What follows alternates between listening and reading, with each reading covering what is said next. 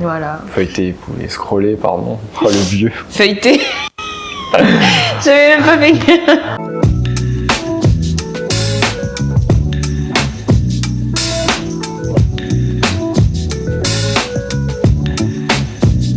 Yo yo yo, c'est votre présentatrice Never Off. J'espère que vous allez bien. Dites-moi, est-ce que vous avez vu la dernière vidéo que j'ai tournée, la Vape Interview, épisode 3, avec couleur? Non? Qu'est-ce que tu attends du coup si tu ne l'as pas vu? Qu'est-ce que tu attends? Allez, dépêche, va la voir, je te mets le lien là, en haut. On se retrouve encore avec ce super décor au Mercure Kourou Ariatel. Je les remercie encore pour le soutien. Dites-moi, est-ce que vous connaissez les explosions, les créatures, les décors fantasy? Ça vous parle? Et si je vous dis VFX, effets spéciaux? Ah, et la 3D? Eh ben, mon invité du jour, je peux vous le dire, il s'y connaît en 3D, il a fait la passion de sa vie. Je vous présente Miguel. Comment ça va, Miguel? Ça va et toi? Ça va, ça va. T'es prêt? Oui, c'est Ready? bon. Les questions, les quiz? Tout. Tout? Ok, allez, c'est parti. Alors, première question. Pour commencer, pourrais-tu nous parler un peu de ton parcours et de tes premières influences artistiques? Ça fait plusieurs années que je fais de la 3D. J'étais pas forcément destiné à faire ça de base, je voulais faire du dessin. Mais mon parcours global a fait qu'au final, j'ai fait de la 3D. Donc je suis parti du dessin, puis petit à petit vers la 3D. Mes premières influences ont été du coup le jeu vidéo, les films, etc., les personnages, les histoires, les dessins animés, ce genre de choses. Sans vraiment le savoir. Et est-ce que c'était des jeux vidéo en particulier ou... Oui, jeux vidéo de zombies. Je sais pas pourquoi, qu'est-ce que j'avais avec ça. Mon tout premier jeu vidéo, c'était un jeu vidéo où il fallait faire des tags dans une ville. Ok. Ça s'appelle Jet Set Radio. Je faisais des tags H24 et je trouvais ça passionnant. Après, ça a été l'école. Je tirais sur des zombies. Voilà. Non, mais les jeux vidéo en général, on va dire. Les jeux vidéo ont beaucoup influencé du coup... Ouais, ok. Clairement. Et bah tiens, comment as-tu découvert ta passion pour l'art du coup? Parce que j'imagine que c'est pas que avec les jeux vidéo. Non, non. C'est vers mes années collège, j'avais mon meilleur ami qui dessinait beaucoup et je me suis intéressé à ça, etc. Et je me suis mis à gratter des petits trucs dans ma chambre, à faire du dessin à partir de là, etc. Et je m'intéressais beaucoup à ce que je voyais, refaire aussi des pochettes de jeux vidéo, ce genre de choses. Et du coup, t'as dû en dessiner des zombies. J'ai dessiné beaucoup de zombies, ouais. Beaucoup de zombies, des personnages avec des épées, trucs un peu. J'aimais bien aussi le délire un peu fantasy Moyen-Âge. Et ouais, j'adorais faire ça. Je regardais vite fait des mangas, mais j'en faisais de temps en temps, mais je me suis dirigé plus vers le réalisme. Ok. Tu faisais des dessins de portraits, de paysages? Oui, c'est ça, oui. À un moment donné, je pensais que j'allais devenir architecte. Ok. Donc du coup, je m'étais mis, j'allais dans une bibliothèque et je feuilletais des bouquins sur de l'architecture, etc. Et je m'entraînais à refaire des maisons. Ok. Je trouvais ça super fun à faire. Donc C'est marrant, donc en fait on peut dire que t'as un peu tout dessiné, quoi. Oui, clairement. Je faisais juste pas de choses trop abstraites. J'étais plus vraiment en mode observateur. Ok. J'observais beaucoup mon environnement et les gens me passionnaient. J'adorais refaire des portraits, ce genre de choses. Le fait de donner un portrait à quelqu'un et de voir oh c'est moi et tout, c'est super bien fait, etc. Bon, avant que ce soit bien fait, c'était moche. Il a fallu de la pratique, bien sûr. Comme tout, de toute façon. Comme tout, oui. Troisième question. Y avait-il des moments ou des expériences spécifiques qui ont joué un rôle dans le développement de ta créativité? Je dirais pas qu'il y a forcément des moments spécifiques.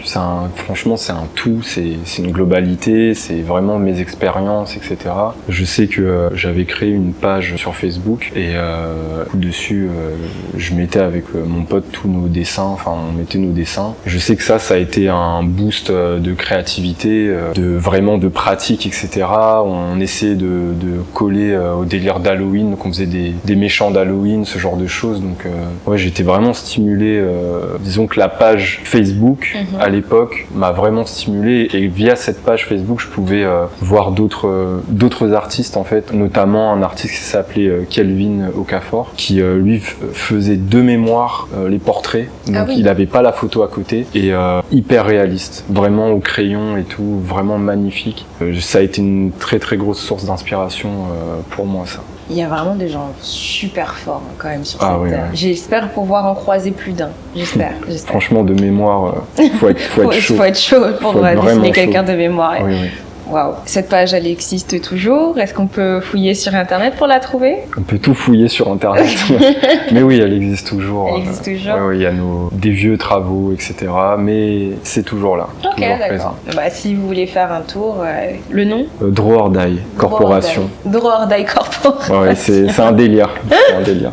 Et dessus, d'ailleurs, il y a mes premiers travaux en 3D aussi. Ok. Si vous voulez voir du coup les débuts de Miguel, je vous mets le lien du coup en bas. Bah, on va faire un petit quiz. Chaud. Chaud. Si vous avez raté la dernière vidéo, j'ai rechangé un petit peu le jeu des questions. C'est des questions à n'importe quel moment tout au long de l'interview. Voilà, il y a toujours 10 questions, une question bonus et puis le score à la fin. T'es prêt, Miguel? Je suis prêt, allons-y. Question numéro 1. Unreal Engine est un moteur de jeux vidéo développé par réponse A, Ubisoft, réponse B, Epic Games, réponse C, Activision ou réponse D, Electronic Arts. C'est par Epic Games. Epic Games? Et je valide ma réponse. T'es sûr? Oui. Bravo, ça te fait 1 point. Question numéro 2. Quel studio d'animation a été racheté en 2006 par Walt Disney Pictures? Réponse A, Illumination Entertainment. Réponse B, DreamWorks Animation. Réponse C, Pixar. Ou réponse D, Studio Ghibli. Pixar. Pixar? Oui. Réponse C, Pixar. Oui. T'es sûr? Tu valides? Oui.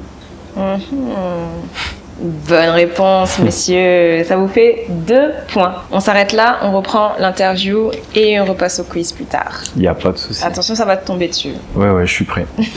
Alors, du coup, tu as obtenu un bac littéraire. Comment as-tu décidé de poursuivre tes études dans le domaine de l'art? Et qu'est-ce qui t'a conduit à choisir, du coup, ton école, Institut Artline? Alors ça, c'est vraiment la force des choses. Je me suis laissé porter. Je savais pas quoi faire précisément. Je savais que j'aimais le dessin. Donc je me suis dirigé vers un bac littéraire pour faire de l'art plastique et ce genre de choses. Qui plus est, je suis nul en maths, donc ça m'arrangeait bien. Faire de l'art plastique et en terminale, il faut trouver son école. C'est ça. Donc j'étais à Mayotte à ce moment-là. Ok. Il n'y a pas d'école sup en art. Il n'y en avait pas. Donc j'étais un petit peu dans le pétrin, on va dire. J'ai essayé de postuler à distance, mais ça n'a pas donné de résultats. J'ai eu mon ami qui m'a conseillé une école en ligne, une toute nouvelle école, etc. Et du coup, je me suis renseigné dessus et il proposait donc apprendre la perspective, les dessins, etc. Ok. Je me suis dit pourquoi pas. Et puis les formateurs ont travaillé pour des gros films. Je me suis dit au moins on est bien encadré, même si l'école elle est nouvelle, etc. Et j'ai pas trop le choix parce que je suis à Mayotte et si je veux pouvoir continuer à faire de l'art, il me faut quelque chose, quoi. Par la force des choses, je me suis retrouvé à faire une école à distance. Ah ouais. Donc en fait, t'étais en mode Covid avant tout le monde, quoi. Oui, clairement. Tout seul dans ma chambre. Ah, c'était quelque chose. En face de ton ordi, Ouais. en train de faire les réunions Zoom. Le seul élève, parce qu'ils n'ont pas eu beaucoup d'élèves. Ah, t'étais le seul élève? J'étais le seul élève, ils ont fait un démarrage très difficile. Ok. Il faut savoir que quand j'ai été diplômé de mon master, les classes commençaient à se remplir en fait. On est sorti, je fais ma première année tout seul et mes autres années, j'étais avec 3 autres élèves. Ouais, donc ça commence Donc au final, on a grandir été doucement. diplômés à 3 premiers de l'école. Donc c'était bizarre. Ça fait un beau petit palmarès, comme. Je peux dire j'étais premier, deuxième ou troisième Ouais, meilleur voilà, élève de c'est ça, l'école, quoi. ouais, Mais on sait pas sur combien, donc c'est bon. On sait pas. Et tu les as rencontrés avant la remise des diplômes ou tu les as rencontrés? Non, la première fois, ça a été à la remise des diplômes. Ah ouais. Je les avais jamais vus en vrai du tout. Après, les intervenants, il y en a qui sont en Amérique, à Los Angeles, en Thaïlande. Il y en avait certains qui étaient sur Paris, donc j'ai pu les croiser là-bas, quoi. Mais Ok. c'est assez cocasse, on va dire. C'est sûr que c'est pas une situation qui est courante. Par là maintenant avec le Covid. Si tu n'avais pas envisagé la 3D, quelle autre carrière aurais-tu envisagé? J'ai pas envisagé autre chose que la 3D. J'ai vraiment, en étant diplômé, je veux dire, après le bac, ça a été, je veux faire dans le dessin, dans l'art, ça c'est sûr. Je fais ma première année, au final je me rends compte que j'aime pas trop le dessin. Donc les 3 dernières semaines de la première année, je découvre la 3D, au final je fais de la 3D encore pendant quelques années, donc je suis diplômé master de 3D. Et je me rends compte que je kiffe ça par-dessus tout, et du coup j'ai tout enlevé naturellement dans ma tête, voilà quoi, c'est la 3D ou rien en fait. Ouais. C'est vraiment... Marche ou crève, 3D ou rien. Le destin d'une vie. Je sors de l'école, je trouve un travail dans la 3D. Ouais, c'est ça. Et bah tiens, justement, c'est ma prochaine question. Oui. Comment se sont déroulées tes premières expériences professionnelles? Alors difficile, hein. Après le diplôme, on redescend un petit peu sur terre. Bon, ça va, au bout de 2 mois, j'ai trouvé ma première mission. Donc c'était sur Paris, j'ai fait une pub pour des bonbons, la marque L'Outil. C'était une pub pour Halloween, super sympa, une très bonne expérience. Ma première vraie paye, parce que pendant mes études, je travaillais au McDo en plus des études, donc c'est petit salaire et en même temps les études à côté. Ah ouais. Donc là, en sortant d'école, j'avais mon premier vrai salaire. Ça a duré 1 mois et demi, 2 mois. Ensuite, je me suis retrouvé sans rien pendant peut-être 6-7 mois. Et après, j'ai retrouvé une mission dans l'automobile. J'avais revu un petit peu mes standards à la baisse. Dans le film, c'est un peu difficile de trouver, etc. Donc je me suis dit, vas-y, je vais faire autre chose. Donc j'ai fait pièces automobiles, de la carrosserie en 3D pendant 7 mois. J'ai appris pas mal de choses parce que de base, je me sentais pas à l'aise en modélisation pure. J'ai fait une école généraliste, on nous a appris tous les secteurs de la 3D. J'ai appris la confiance en moi pour modéliser plein de choses. Et donc ensuite, pendant cette expérience-là, je me suis fait une nouvelle démo pour pouvoir trouver vraiment dans le film. Je me suis dit, bon, j'ai un travail, je gagne des sous, je peux me concentrer pour essayer de trouver le job de mes rêves. J'ai atterri donc dans l'entreprise française qui s'appelle Buff, Buff Company. Donc ils ont une antenne à Paris et au Canada. Donc j'ai fait quelques temps sur Paris et au bout d'un moment, ils nous ont dit, alors, est-ce que ceux que ça intéresse, que vous voulez aller au Canada? Il faut savoir que le Canada, c'est l'un de mes rêves. Enfin, c'était l'un de mes rêves. Du coup, ouais. Du coup, parce que j'y suis allé. Ça, c'est check. Ils m'ont dit, si ça peut vous intéresser, etc. Moi, je me suis dit, mais bien sûr que ça m'intéresse. Bien sûr que ça m'intéresse. Et t'as saisi l'opportunité. Ah, j'ai saisi l'opportunité. On a lancé les démarches le lendemain. Et puis, ça a pris quelques semaines, histoire de tout préparer, le visa, tout ça. Sacrée aventure. On refait un quiz? On refait un quiz. Vas-y. Chaud? Oui, vas-y. Allez. Du coup, tu es toujours à 2 points. Donc là, pour le moment, c'est un sans faute. Mais on sait jamais. Il t'en reste beaucoup encore. Attention. Question numéro 3. Laquelle de ces images est une nature morte réalisée en 3D? Réponse A, les petites tartines. Réponse B, le bol de muesli. Réponse C, les viennoiseries. Ou réponse D, les gaufres. Alors, ici, ça peut être un petit peu piégeant. Ça a l'air appétissant, en tout cas. Je dirais que la D, c'est de la 3D. Ouais. Parce que on sent au niveau de l'éclairage il y a quelque chose de généré par ordinateur, je dirais. J'arrive à le voir. C'est super bien fait. Franchement, je pense que quelqu'un qui n'a pas l'habitude n'aurait pas vu. N'aurait pas vu. Du coup, je dirais la réponse D. La réponse D? Oui. T'es sûr? Oui. Tu valides? Oui. Bravo! T'as un bon œil, hein? C'est ça que t'es un expert. Il n'y a pas trop le choix. Question numéro 4. Le travail d'étalonnage se fait. Réponse A, avant l'ajout d'effets spéciaux. Ou réponse B, après l'ajout d'effets spéciaux. Alors, toujours après les effets spéciaux. Parce qu'en fait, quand on donne un rush, une vidéo, donc sans effet, en général, ce sont des vidéos qui sont plutôt grises, plates en couleur. Et du coup, là-dessus, nous, on va rajouter notre 3D et on va essayer de capter l'éclairage qui avait l'éclairage réel. Okay. Comme il n'y a pas d'étalonnage, ça ne nous induit pas en erreur. On essaie vraiment de coller au format brut de la vidéo. Et une fois que tout ça c'est fait, les étalonneurs, le réalisateur, tout ça, ils peuvent s'amuser avec les couleurs et au moins, il n'y a pas de problème. Ils peuvent gérer à la fois la couleur de la 3D et la couleur de la vidéo. Donc, je valide la réponse où c'est toujours après. Donc, du coup, la réponse B. Oui. Bon, je te fais pas de suspense. Hein. De toute façon, tu l'avais, celle-ci. Et franchement, très très fort. Hein. Tu t'en sors bien. 4 points. 4 points pour le moment. Est-ce que tu vas avoir un sans faute comme couleur dans l'épisode précédent? Je sais, je la mentionne beaucoup. Mais c'est surtout pour vous rappeler d'aller la voir si vous l'avez toujours pas vue. Allez, on reprend ton interview. Vas-y. Tu as passé quelques années à Montréal pour élargir ton expertise professionnelle, comme tu me disais juste avant. Qu'as-tu retenu de cette expérience et à ton avis, comment a-t-elle contribué à ton cheminement artistique? Une expérience très enrichissante, hein. Un territoire que je ne connais même pas, donc découverte totale, rencontrer de nouvelles personnes, intégrer, même si c'est le même studio, parce que Buff Paris et Buff Canada, ils ont un petit peu leur façon de faire aussi là-bas au Canada, donc j'ai découvert quelques méthodologies un peu différentes. Du coup, j'ai appris plusieurs techniques, j'ai travaillé sur des films, des documentaires. L'expérience la plus enrichissante que j'ai eue là-bas, c'est sur un documentaire sur des dinosaures. J'ai sculpté beaucoup de dinosaures et ça m'avait fait vraiment bizarre bizarre la première fois de les voir bouger et tout dans des vrais décors, etc. J'ai appris aussi qu'il faut parfois pas trop se casser la tête, aller à l'essentiel. La 3D, ça peut être simple aussi, c'est pas juste être dans la technique, etc. Il faut être malin, ça reste du trucage. Donc tant que les gens se font avoir, c'est bon. T'as du travail encore. Il y a du travail, tant qu'ils y voient que du feu, c'est bon. C'est vraiment une super expérience, à la fois d'un point de vue expérience humaine, mais aussi professionnelle. Et avec le Covid, ce fameux Covid qui a tout chamboulé, il y a eu une perte massive d'emplois. J'ai également perdu mon emploi là-bas. Donc pas forcément juste par rapport au Covid, mais aussi par rapport à ma propre philosophie et la philosophie du studio, qui n'était pas compatible.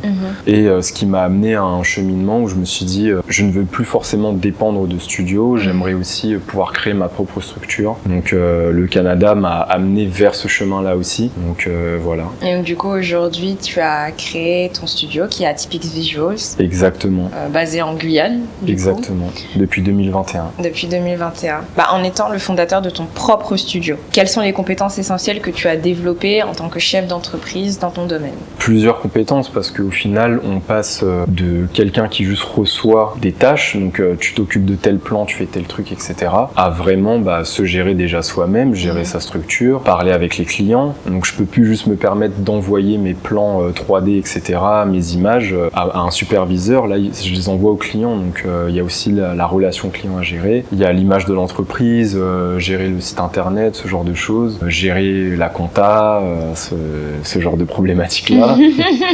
Et puis la réalité des choses, qu'une entreprise, ça peut être très très florissant, bien fonctionner, il peut y avoir aussi des creux.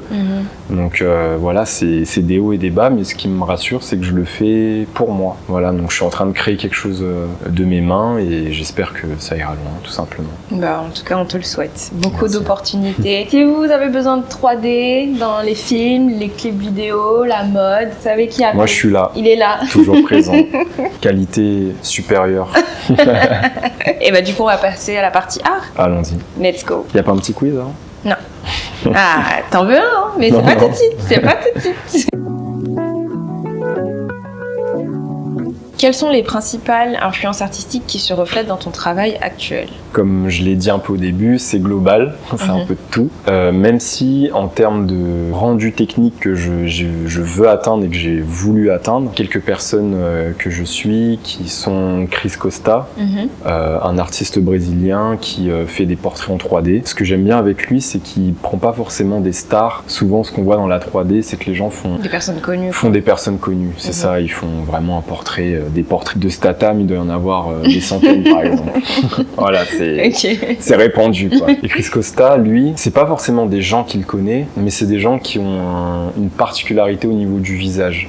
Vraiment quelque chose d'unique, de singulier, et il arrive à le saisir en fait. Il a vraiment un rendu qui est ultra photoréaliste. Donc je me suis dit, moi qui aime faire des personnages, c'est une source vraiment d'inspiration qui est assez folle.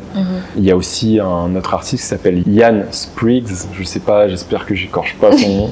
Lui aussi, ce que j'aime, c'est qu'il il fait des portraits, toujours 3D photoréalistes, mais de gens qu'il connaît, tout simplement. C'est des gens de son entourage, il fait aussi son autoportrait, etc. Donc ça sort un peu du schéma de prendre des stars. Donc, et pareil, il a un niveau vraiment incroyable. Et puis voilà, il y en a plein d'autres, mais ce sont vraiment des influences identifiables, on va dire. Après le reste, je me nourris en permanence toujours de films, jeux vidéo, ce que je vois, et ça m'influence, quoi, clairement. Et du coup, niveau film, comme dans les jeux, t'es un petit peu science-fiction, ce délire-là, ou bien tu regardes de tout, ou t'es plus action?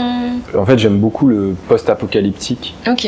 SF, donc post-apo. Les zombies, c'est logique. Oui, je suis toujours là-dedans. J'aime beaucoup la science-fiction, donc voilà. Même si en ce moment, j'aimerais me reconnecter à des choses un peu plus naturelles. Ok. Vraiment m'inspirer des formes, que ce soit des formes que le bois peut avoir ou les coquillages, ce genre de choses. Mais vraiment, en général, la SF, c'est vraiment, ça me passionne. J'adore tout ce qui est astrologie, les planètes, le voyage spatial. Vraiment des univers en fait où on retrouve beaucoup de 3D. Au final, oui, parce qu'on a besoin de créer de l'imagerie pour pouvoir illustrer tout ça. Les paroles, c'est super beau, c'est intéressant, ça provoque l'imagination, mais aussi on a besoin d'avoir de l'image. C'est vrai que ça se prête vraiment bien à ça, quoi. Ton approche artistique met en avant un mélange subtil entre la réalité et la 3D. Peux-tu nous parler de ton processus créatif? Depuis que je suis à mon compte, j'ai fait beaucoup de mélanges du coup de 3D avec de la photo, mais j'ai aussi fait avec de la vidéo. Il y a un influenceur sur Instagram qui s'appelle Neptune, qui est toujours dans des délires hyper fantastiques, loufoques, etc. Tout ce que je fais, donc on connecte assez souvent à ce niveau-là. Et avec mon background que j'ai eu dans les films et tout, ça m'aide pour vraiment mélanger de la vidéo, où par exemple Neptune ce film, j'ai fait un projet pour Crocs, où on devait détruire la Crocs, en faire une tempête de sable, etc. Donc un truc totalement complètement fucked up. Ouais. Et j'ai fait ça en une semaine et quelques. J'avais pas beaucoup de temps. Ça aurait mérité un peu plus de travail, mais c'est super challengeant. Donc j'aborde ça toujours de la même façon. Récupérer les photos ou les vidéos des clients. Ensuite, selon ce que j'ai à faire, donc je réfléchis un peu aux différentes techniques, parce qu'il faut toujours aller à l'essentiel. Plus t'es feignant, mieux c'est, parce que tu vas dépenser le moins d'énergie possible tout en ayant le meilleur résultat possible. Donc je réfléchis bien à tout ça, et puis après je me lance, je prends quand même quelques références, etc. Et je m'adapte en fonction du projet. Après, si je peux détailler quelques petites choses, je pourrais dire que par exemple pour la photo, si je dois rajouter des éléments sur un mannequin, je vais devoir recréer le mannequin en 3D, le resculpter, et ensuite par-dessus je vais rajouter mes effets, etc. Et puis une fois que j'aurai fait mon rendu 3D, je vais pouvoir vraiment mélanger les différents éléments ensemble et faire comme si ça avait été pris en photo sur le lieu du photoshoot. D'accord. Donc ça, ce serait pour la photo. Et puis pour Crocs avec Neptune par exemple, il a fallu que je recrée la Crocs en 3D. Donc il avait pris en photo la Crocs pour faire une espèce de scan, où je l'ai remodélisé, je l'ai placé donc dans une vraie vidéo, j'ai dû recréer la caméra en 3D, et à partir de ce moment-là, briser la Crocs, créer la fumée qui sort de la Crocs, donc faire de la simulation et faire des débris, et puis faire le rendu, et ensuite l'étalonnage qui vient du coup voilà, après à la fin. Et puis voilà, okay. C'est à peu près ça. Du coup, est-ce que tu as un shooting 3D que tu as fait qui pourrait parfaitement illustrer du coup ce dont tu parlais, détourer la personne, etc. Oui, bien sûr. J'en ai plusieurs. Je pourrais citer Mom, le projet où j'ai fait des formes un petit peu surréalistes sur un mannequin, où j'ai remplacé son torse carrément avec un matériau de verre, où j'ai créé un espèce de torse en squelette derrière le mannequin, etc. Recréer une gorge en 3D, mais avec du verre, etc. Bon, comme ça a l'air un peu bizarre. Ça a l'air un peu bizarre, ouais. Mais ça rend bien, je vous rassure. Puis il y avait aussi un autre truc que j'avais fait avec un maquilleur qui se trouve à Los Angeles. C'était pour un rouge à lèvres pour Dior, et on avait fait une espèce de princesse de glace, etc. Donc il congelait un peu les doigts du mannequin avec un décor un peu surréaliste derrière, etc. Donc ce serait ces deux exemples-là. Ok. Il y en a d'autres. Hein. Oui, j'imagine. Mais bon, ce sont ceux-là qui sont vraiment... Moi je les citerai tous, ça tenait qu'à moi. Non, mais on n'a pas le temps, J'essaie de varier les plaisirs. Puis comme ça, vous pouvez aller sur son Instagram pour voir oui, ce qu'il fait. vous pouvez feuilleter. Et on va faire un quiz, toi qui le voulais. Allez, c'est bon là. Je l'attendais, ça fait 15 minutes que j'attends mon quiz. Ça fait 15 minutes que tu attends ton quiz.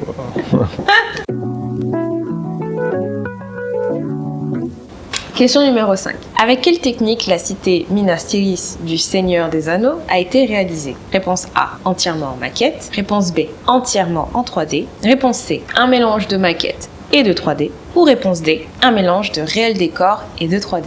Alors la cité en elle-même, elle a été faite en maquette, 100% maquette. 100% maquette? Avec des artistes faits à la main. T'es sûr? À l'ancienne, oui. Entièrement en maquette? Entièrement en maquette. Sûr? Oui, je suis sûr.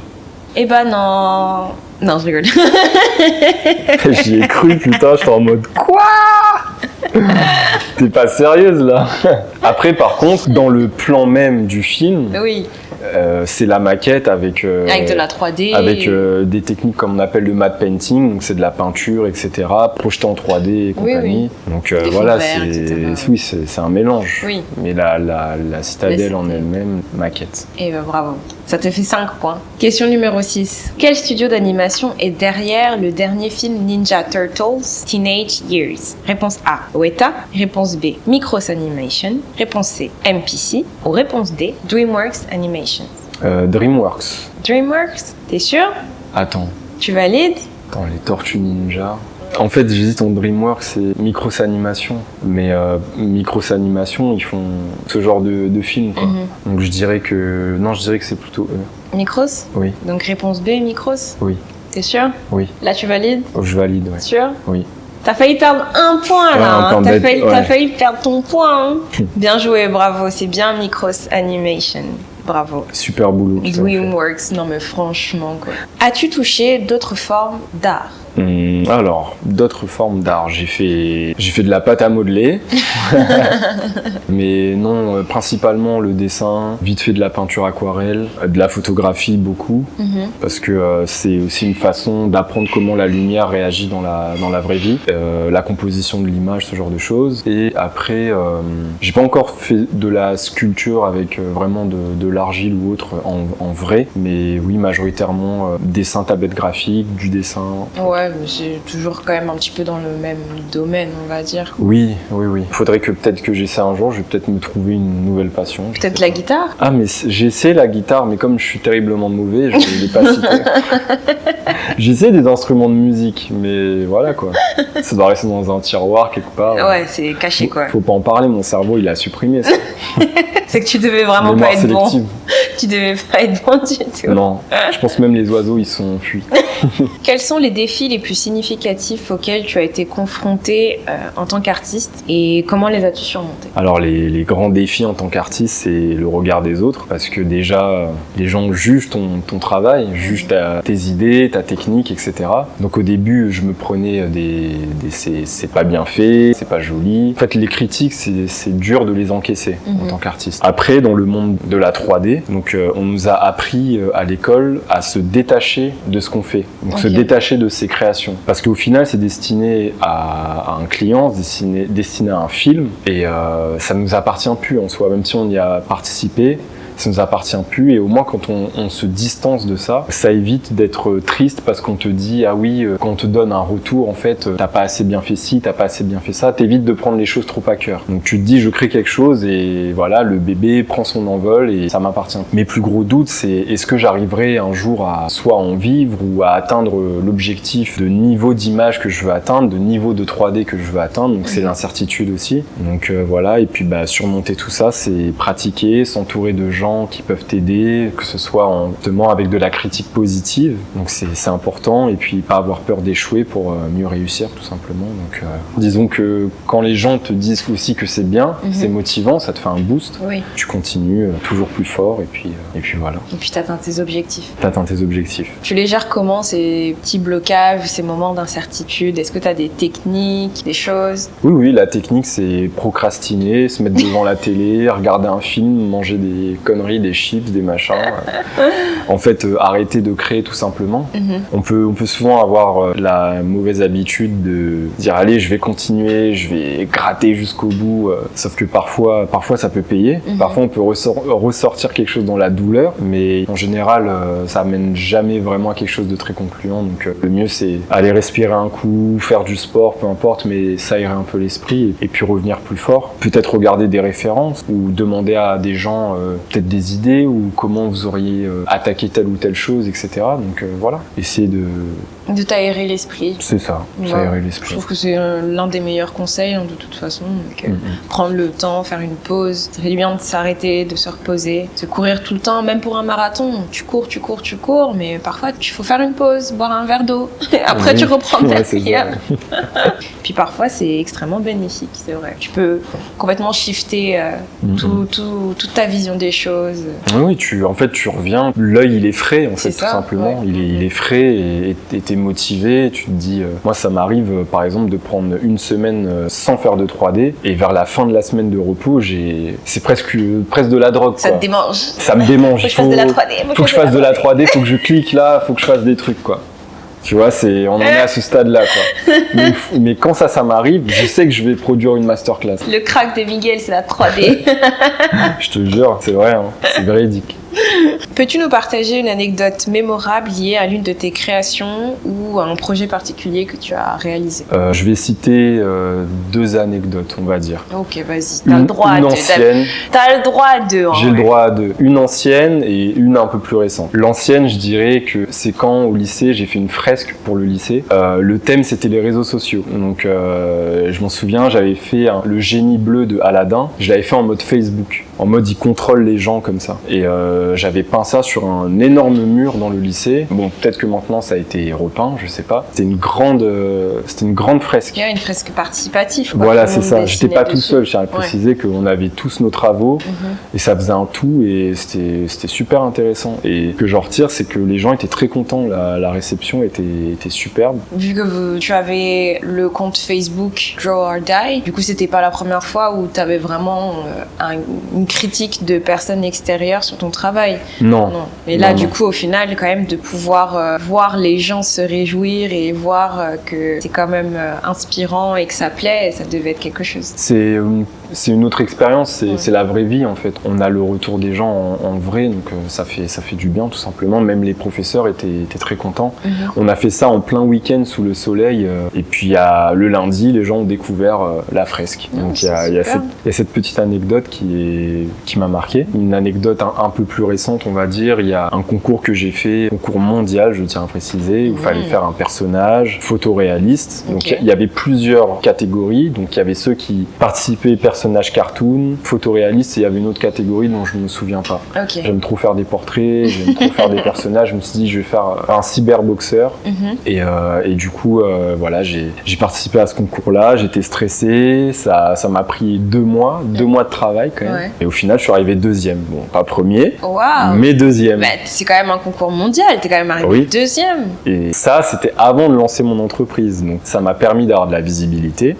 J'ai lancé mon entreprise. Et bon, même si c'est arrivé 6 mois plus tard, j'ai eu ma première expérience en tant que chef d'entreprise avec mon propre client grâce à ce concours-là parce qu'on m'avait repéré et j'ai pu travailler. Super tremplin. Ça a été un super tremplin. Ouais, non, c'est génial. Wow, trop cool. C'est fou la vie. J'ai face à moi, je sais même pas comment je pourrais te qualifier du coup. Ouais, y a rien à dire. Le 2e meilleur 3D artiste. Ouais, meilleur de quoi, on sait pas. Bah, je ne sais pas, écoute. Mais le logiciel, c'était Character Creator. Et du coup, ils ont dit, t'es le 2e meilleur. C'est ça. Bravo. Merci. Bravo. Voilà. Facebook et ça. Il y a eu du chemin. On va repasser un quiz. Ok. Allez. Question 7. En quelle année a été créée la technique du motion capture, capture de mouvement, notamment utilisée par exemple dans les films d'Avatar? Réponse A, en 2020. Réponse B, en 1950. Réponse C, début 2010. Ou réponse D, dans les années 1990. Dans les années 1990. T'es sûr? Je suis sûr. Tu valides? Je valide. Bravo! Yeah! Bien joué! Ça t'a fait 7 points. Attention, presque un sans faute. Hein. On y est presque. Hein. Question numéro 8. Quelle série de jeux n'a pas été développée par Ubisoft? Réponse A, les séries Assassin's Creed. Réponse B, les séries Far Cry. Réponse C, les séries Diablo. Ou réponse D, les séries Tom Clancy. Alors, le seul qui a rien à faire là, rien, c'est Diablo. C'est Diablo? Oui. Fallait bien trouver une ça réponse. dégage. Allez, ous. C'est pas Ubisoft. Bon bravo. Ça te fait 8 points du coup. Merci. Bravo. On va passer à la partie future maintenant. On parlait du coup de ton studio Atypix Visuals, mais j'ai aussi remarqué que tu as créé une nouvelle branche qui s'appelle Atypix Models. Peux-tu nous en parler un petit peu plus? Alors oui, cette branche qui me tient à cœur, je tiens à le préciser. En fait, je me suis dit, j'ai fait des photoshoots où on mélangeait des mannequins et de la 3D. J'aime faire des personnages en 3D, personnages photoréalistes, et je me suis dit, tant qu'à faire, je vais trouver des mannequins qui veulent participer à ce projet-là, donc recréer leur double digital, leur avatar, et rajouter des univers totalement fantastiques, etc. Ouais, stylé. Voilà, je me suis dit qu'en fait, ça leur ferait une identité officielle numérique sur les réseaux, sur Internet, et comme ça, elles pourront donc continuer à faire leur travail de mannequinat, ou pas forcément parce qu'elles sont pas toutes forcément dans le mannequinat, et en même temps avoir des revenus via les photoshoots 100% 3D pour promouvoir des marques, etc. Donc vraiment, c'est stylé, c'est ça, c'est le prolongement de la réalité, quoi. C'est la réalité plus. C'est ça, waouh. Du coup, ça en est qu'au début pour le moment. Ok. T'as déjà un modèle, lui. J'ai un modèle et pour le moment, je reste sur ce modèle-là pour explorer un maximum. Après, je reste quand même ouvert à d'autres modèles. Mais pour le moment, je me concentre dessus et voilà, je vais voir jusqu'où ça mène. Donc, c'est une deuxième branche d'Atypix, Atypix Visuals et Atypix Models. Ok, et c'est Atypix Visuals, du coup, qui fait les visuels. C'est ça. Okay. Pour le moment, moi, je fais ça tout seul parce que, comme c'est une nouvelle branche, voilà, je fais ça comme ça. Mais à terme, quand il y aura vraiment beaucoup plus de mannequins et beaucoup plus de demandes pour les marques, etc., il y aura d'autres personnes qui le feront et donc forcément, ce sera plus en tant qu'Atypix Visuals que ce sera géré. Ok, d'accord. Donc voilà. Sachez que pour le moment, c'est moi qui suis derrière. C'est lui qui est derrière tout ça. Je suis derrière tout, là. L'évolution technologique a joué un rôle important dans ton domaine, du coup. Donc, on a eu la motion capture, les NFT, là maintenant aujourd'hui l'intelligence artificielle. Comment intègres-tu ces nouvelles technologies et ces tendances émergentes dans ton travail? Je les intègre, j'ai pas le choix de les intégrer, il faut les intégrer parce que tout va très vite, tout va trop vite. Bon, la 3D, c'est un secteur, on est dans l'innovation, etc. Donc on essaie toujours d'aller de plus en plus loin. Et oui, je trouve ça important de se renseigner et puis de voir comment on peut, avec nos habitudes, améliorer un peu notre processus créatif, etc. Et bon, même si l'IA, il y a pas mal de choses que je ne cautionne pas forcément avec ça, je sais que ça m'arrive de générer des concepts ou des trucs comme ça, ou quand j'ai une idée, au moins avoir une prévisualisation rapide de ce que je veux. Et après, moi, derrière, ça me permet d'aller plus vite quand je fais ma 3D, etc. Donc c'est de nouvelles façons de travailler. Faut voir un peu tous les outils qu'il y a et puis faire en fonction. C'est comme ça qu'on a des films toujours mieux faits, des trucs toujours plus agréables à regarder. Suivre son évolution. C'est ça, ne pas rester bloqué. Au bout d'un moment, je dis pas qu'on devient obsolète, mais en fait, si on est un artiste avec un univers bien déterminé, avec une patte graphique bien déterminée et qu'on ne veut pas forcément modifier ça, on n'a pas forcément intérêt à aller dans de l'innovation, etc.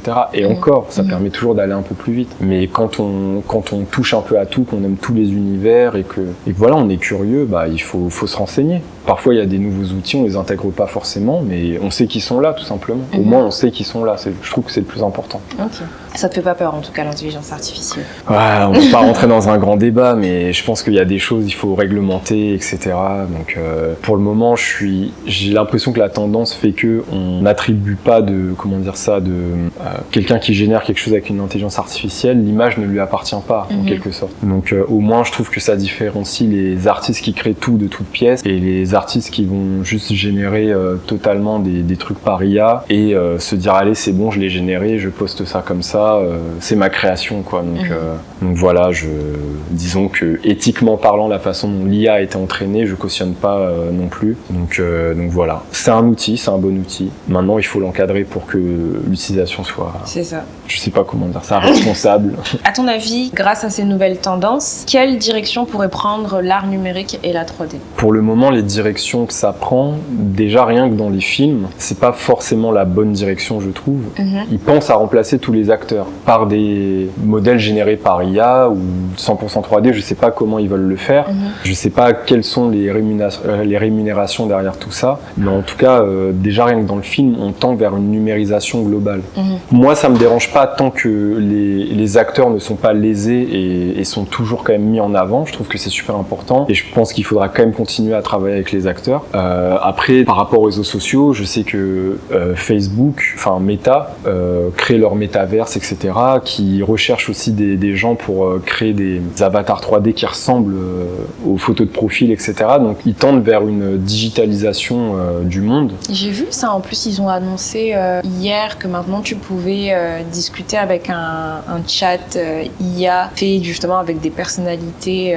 J'avais vu le profil de Naomi Osaka, la tennis woman. J'ai vu qu'ils ont annoncé ça hier. Oui, ça rentre totalement là-dedans. Intégration de l'IA, digitaliser le monde, etc. Donc je pense que les gens, faut qu'ils se préparent à se dire qu'on va quasiment transposer totalement leur identité dans un monde numérique. C'est déjà le cas, mais là vraiment on va les matérialiser par un avatar, discuter avec des IA, etc. Donc c'est pas forcément, encore une fois, les IA, c'est pas des trucs que je cautionne à 100%. Je pense pense que je préfère quand même toujours parler à des vraies personnes, Oui. etc., que de parler à une personnalité qui ressemble à un tel ou un tel, quoi. Mais en tout cas, on tend à digitaliser le monde, donc je sais pas si au final il y aura un mouvement inverse. Est-ce que les gens vont de plus en plus se déconnecter et essayer de voir des vraies personnes, parce qu'une fois que tout est digitalisé et que les IA font ce qu'elles veulent, est-ce qu'on a forcément besoin de nous? Je sais pas. Donc voilà, les gens feront comme ils veulent, mais ça tend vers ça, je pense. Ok. Bah du coup, c'est le moment de faire le dernier quiz. Yes. 2 dernières questions et la question bonus, qui Ok. est vraiment super facile. Ok. Alors, question numéro 9. Quel métier est le plus adapté pour réaliser des personnages? Réponse A, character designer. Réponse B, motion designer. Réponse C, lighting artist. Ou réponse D, texture artist. Alors, character designer, parce que c'est la branche qui va façonner c'est l'expertise où on façonne le personnage, même si au final on a besoin de quelqu'un qui fasse la texture pour avoir une couleur, etc., etc. Bon, motion designer non, et l'autre lighting artist, on a besoin de quelqu'un pour mettre en lumière en tout cas dans une grosse production, c'est comme ça que ça se passe, chacun a son secteur. Mais là, pour créer un personnage, vraiment, on va dire que la base, c'est le character artist. Character designer, du coup, ouais. Character designer, oui. C'est sûr? Oui. Bah, bravo. Je te fais même pas douter pour celle-ci. Non, il n'y a pas de souci. Quand il y a des explications, je ne fais pas douter. Parce que sinon, tu passes pour un idiot. Oui, C'est oui, la c'est ça. mauvaise réponse. Question 10. Lequel de ces films n'utilise pas la technique du stop motion? Réponse A, Toy Story. Réponse B, Chicken Run. Réponse C, Wallace et Gromit. Réponse D, L'étrange Noël de Monsieur Jack. Que des classiques. Que des films classiques, d'animation que des classiques. bons films. Normalement, vous les avez tous vus. Et bah Toy Story. Toy Story? Toy Story, 100% 3D, vraiment 3D, 3D, 3D. Et le reste, stop motion de fou. Voilà, donc Toy Story, je valide. Tu valides? Oui. Bien joué, bravo. Bah là, du coup, t'as tes 10 points en soi. Hein. Bravo. T'as tes 10 points. T'as fait un sans faute. J'ai fait le quiz. Tu veux faire la question bonus quand même? Bon, allez, on va pas... Allez. C'est toujours un point de plus. Hein. C'est toujours un point de plus, oui. Alors, la question bonus. Parmi ces 4 propositions, quelle est la bonne créature dans les films de la saga Alien? Alors, je dirais que par rapport rien qu'à la colorimétrie et la forme globale, je dirais la réponse B. Réponse B? Oui, parce que les autres non. Non, je dirais la réponse B. T'es sûr? Oui. Tu valides? Je valide. Eh ben bravo! Ça te fait 11 points. Et ben voilà, couleur. On est ex aequo. Eh ben bravo. Hein, un deuxième J'ai sans complété. faute chez BAP. Un jour, tu feras le grand BAP quiz. J'aurais même des médailles même à distribuer. Des coupes et des médailles. Ouais. Si vous voulez ça, donnez des sous sur Tipeee et regardez les vidéos et abonnez-vous. Ce serait bien d'avoir un gros quiz, le BAP quiz. Y a-t-il un projet artistique ou un type d'œuvre que tu rêves de réaliser mais que tu n'as pas eu encore l'occasion d'explorer pleinement? Je dirais que c'est plus dans une approche globale, j'aimerais faire des projets plus ambitieux, on va dire. Vraiment passer un peu plus du côté de la réalisation ou du scénario, etc. Donc vraiment diriger un projet global en fait. Ok. Et que ce soit pour du clip, pour du cinéma d'animation ou même du jeu vidéo, peu importe. Je sais pas où est-ce que ma carrière va me mener, mais je suis extrêmement ouvert à ce genre de projet-là et j'espère pouvoir réaliser ça un jour, simplement. Je te le souhaite. Toutes ces opportunités frappent à ta porte. Je te le souhaite. Ah, merci. Il faut les créer. Faut les créer, faut les saisir. Patience. On passe à la dernière question. Allez. Voilà. Peux-tu partager quelques conseils pour des jeunes artistes qui aspirent à suivre une carrière dans la 3D ou qui découvrent ce domaine? Déjà, vous avez choisi un bon métier. C'est super cool de faire de la 3D, même si c'est difficile. Mais pour réussir, je dirais qu'il faut commencer par des choses simples. Parce que la 3D, c'est riche, c'est varié. Il y a vraiment beaucoup de sous-branches dedans. Et ouvrir un logiciel de 3D pour la première fois, c'est très très intimidant. On ne sait pas du tout où est-ce qu'il faut cliquer, qu'est-ce qu'il faut faire. Est-ce qu'il faut apprendre toutes les options, tous les boutons? Je vous rassure, non. C'est juste, vous allez au final prendre votre aise dans le logiciel, avoir vos habitudes. Et au final, moi, pour vous rassurer, dans mon logiciel, j'en utilise même pas la moitié. Donc, commencez par des choses simples. modéliser des petits objets simples, une table, une chaise, etc. et complexifier petit à petit. Et voilà, donc les premières étapes, je dirais la modélisation. Deuxième étape, c'est tout ce qui est faire de la texture, donc y aller étape par étape. Et petit à petit, vous allez éclairer toutes vos créations, vos modèles et faire des matériaux, ce genre de choses. Et quand vous serez vraiment plus à l'aise, vous pourrez apprendre des trucs beaucoup plus compliqués, faire de la simulation, etc. Mais toujours commencer par les bases. Et ne pas se précipiter à se dire du jour au lendemain, je vais faire de la 3D et je vais faire un court-métrage. Ça se passe pas comme ça. Peut-être qu'un jour ce sera possible, parce que les outils seront ultra performants. Mais là, aujourd'hui, ça se passe pas comme ça. Il faut vraiment faut y aller doucement. Donc je dirais que avoir de la patience et rester motivé, prendre du recul, être entouré de bonnes personnes qui vont vous conseiller, ne pas hésiter à regarder beaucoup de tutos sur internet. Maintenant, il y a beaucoup de choses qui sont disponibles en ligne, que ce soit sur YouTube ou autre, donc vous allez trouver. Et ne pas hésiter à poser des questions à des artistes comme moi, que vous pouvez voir sur Instagram ou autre. Moi, je réponds à chaque fois. Donc voilà, n'hésitez pas à poser des questions et puis créer tout simplement. Soyez vous-même et créez. C'est une belle façon de conclure. Moi, j'aime bien, j'aime beaucoup. Des bons conseils. T'en as d'autres ou c'est bon? Ouais, il y en a sûrement plein d'autres, mais disons que c'est ça qui me vient en tête, quoi. Y aller doucement et voilà. Ok. Prendre son temps. Et ben voilà, c'est tout. C'est tout, on a terminé avec Miguel. Ça va, ça t'a plu? Ouais, ça m'a plu. J'ai l'impression que c'était très court. Ça passe vite chez BAP, mine de rien. C'est parce qu'on rigole beaucoup, c'est pour ça. Ouais, c'est ça. Si vous voulez voir l'univers 3D réaliste, tout ça de Miguel, je vous mets du coup ses réseaux sociaux en bas et le site internet officiel d'Atypix Visuals, son studio.